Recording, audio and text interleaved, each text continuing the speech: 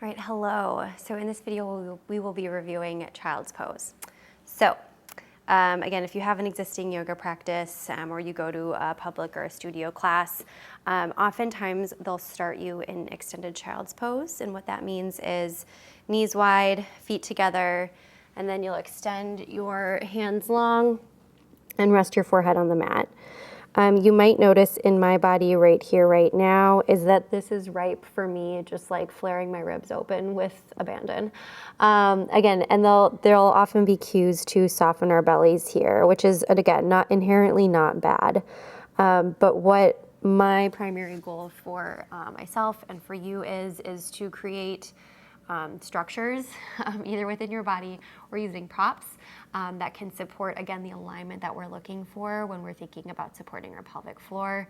And again, that rib flare is not one of them. And so what we can do instead is, if you don't have any props available to you for whatever reason, try bringing your knees together, even if they cue, even if the instructor cues separating your knees.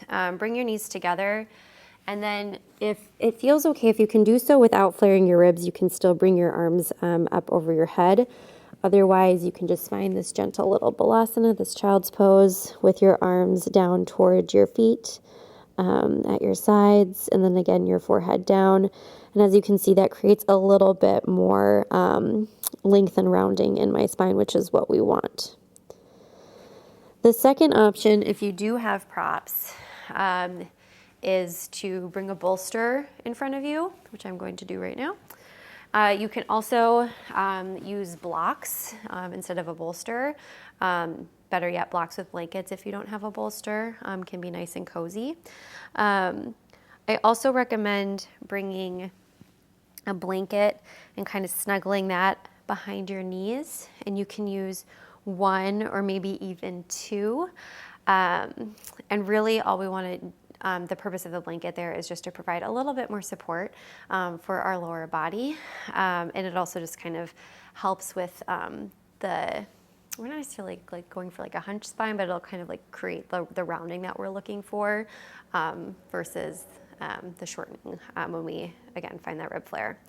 You can also stack blankets on your bolster, or maybe even lift your bolster with like a block underneath, just depending upon, what's going on in your body and what your needs are. I'm probably gonna put another blanket like right here. Again, when I rest here, there's no place for my ribs to go. I might even tuck this puppy in toward my hips a little bit more. There's nowhere for my ribs to even go here. So why I like this is because I can still relax my body without again, putting myself in a position where my belly is just going to kind of sink low. And so this is really nice. I almost don't want to get up, but I will. So try out a few different props with your child's pose. See how it feels. Again, you can always add more blankets under your bum. You can always add more blankets underneath your belly. You can also add blocks underneath your hands. I'll just demo that really quick before we adjourn.